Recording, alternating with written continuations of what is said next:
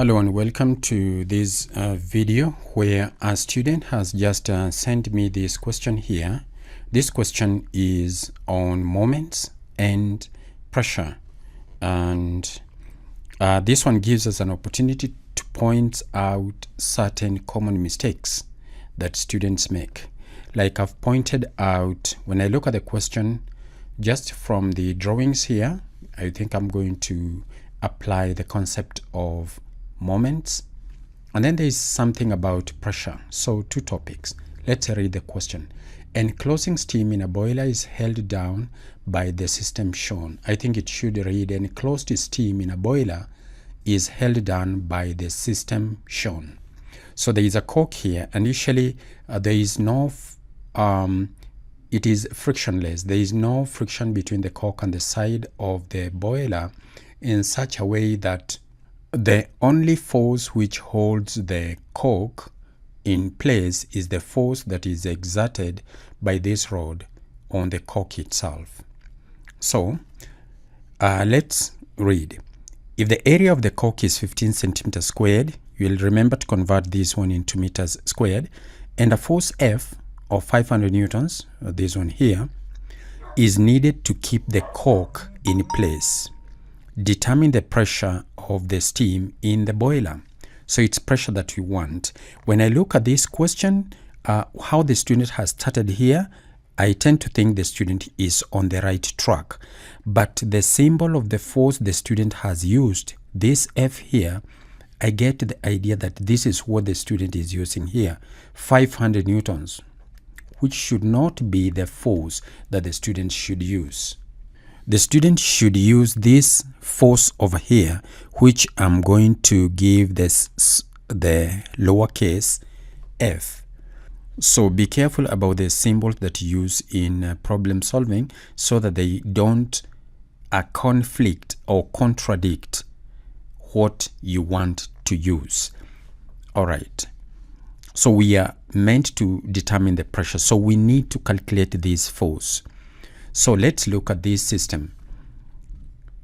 We've been told that this is the pivot. So if I were you, I would put a dot there showing that this system is going to turn about this point.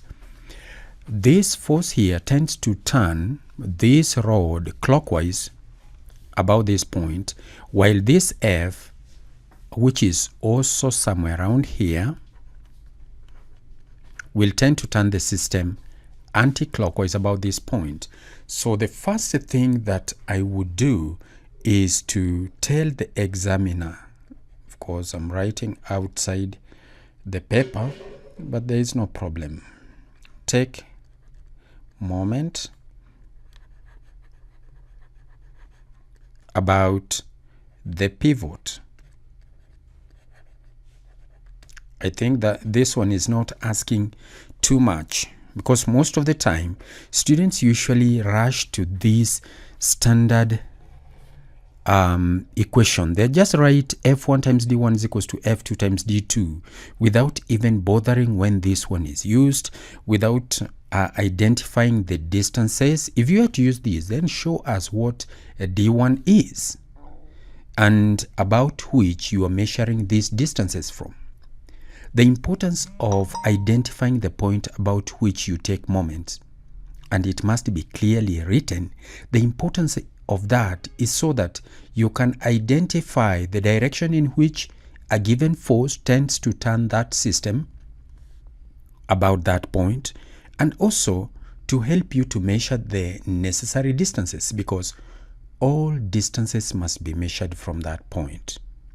Like I've said, this 500 newtons tends to turn the system clockwise, so I'm going to write 500 here times the distance all the way from that point, which will be 2.7, is equal to the clockwise moment, which is due to lowercase f, times this distance here, which is 1.2 meters.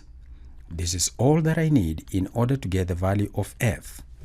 So from the calculator, it will be 500 times 2.7, that will be 1350, divide by 1.2, and I get 1125 newtons. That is the force that I would use here. So I would come here and say 1125 newtons divide by, when I come to the area, you can see that the area is in centimeters squared. So I will divide that by 10,000 or multiply by 10 raised to minus 4 in order to convert that area from centimeters squared into meters squared. So let me do exactly that. So divide by, first of all, I'm going to divide by 15 so that I get 75, and that 75 I will multiply it by 10,000. I get 750,000. 750,000 newtons. Remember, this is meters squared, newtons per meters squared. So a few points to observe. Area, how to convert from centimeters squared into meters squared. The principle to use is the principle of moments, but you have to identify the point about which to take moments and tell the examiner that that is the point. When you look at what the students did, is that he got this first part here correct. F times, I'm assuming the F he was calculating is somewhere around here, although I've already concluded, I've already explained that the symbols are conflicting. When you use uppercase F, and there is uppercase F here, it's as if this is the F that you're working out. So already what you're working out here has got doubts, because the distance for that will not be 1.2, it will be 2.7. So if you had written F times 2.7 is equals to, again you can see 500 appears in the wrong position. I want to guess that if this F is supposed to be here and you're multiplying it by 1.2, that would be correct. But when you say it is equals to 500 times 1.5, you've fallen for another trick that the examiner has used. Many times, students usually take the distances which are just next to the force and they think that those are the correct distances to use. No. So, understand this. When you identify the point about which to take moments, all distances are measured from that point that you have identified. So the distance for F would be this one, which is what I would now call D1. And the distance for the 500 Newton force would be from here all the way to its line of action. This one, that's what I would call D2. If I wanted to use F1 times D1 is equals to F2 times D2. And therefore, I would say clockwise moments would be due to F times D1 is going to be equal to anti-clockwise moment, anti-clockwise moment. This one gives me anti-clockwise moment. Anti-clockwise moment is equal to clockwise moment, which is now capital F times D2. Now, when it comes to substituting, you can see that the substitution is so clear and so clean, because everything has been put into place like that, which is what I have here. So, by the way, it does not matter whether you start with the clockwise moment is equals to anti-clockwise moment, or you start with anti-clockwise is equals to clockwise. So remember that. This is something that you might want to work on. Remember, the examiner usually gives you these distances which are in between here without giving you the actual distances to use in order to find out. Do you know that when you are taking moment about a particular point, in order to find out, do you know that when you want to calculate moment due to a given force about a particular point, the distances are measured, all of them are measured from that point? If you know that, well and good. Then go ahead and tell the examiner the point about which you want to take moments, so that the examiner can clearly see that all distances are measured from that point. If there are any symbols you use symbols which are not conflicting. Like for example, I've used lowercase f and indicated it here.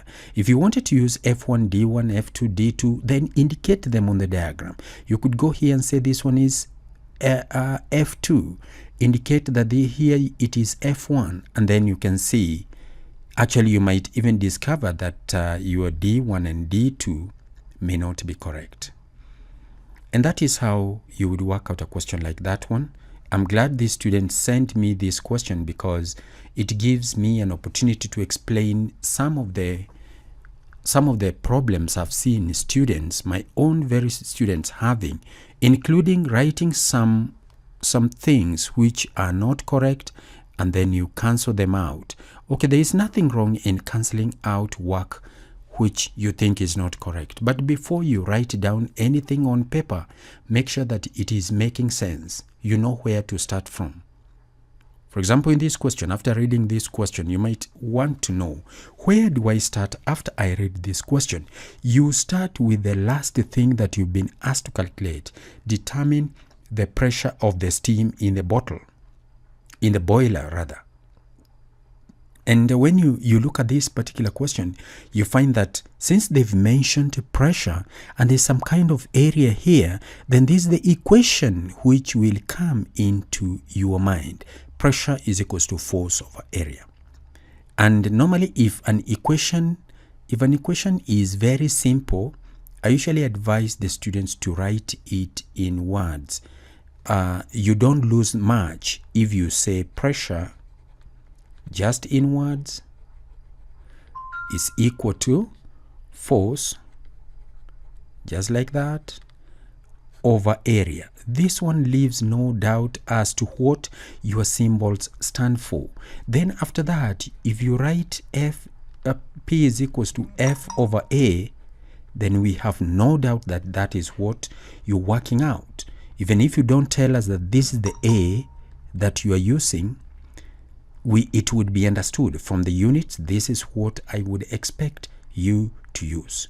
So remember, when you're using symbols, to explain what they mean, and then have a starting point. The starting point will be what the examiner has asked you to work out, because as you try to substitute into whatever equation that you have written down, you will encounter some challenges.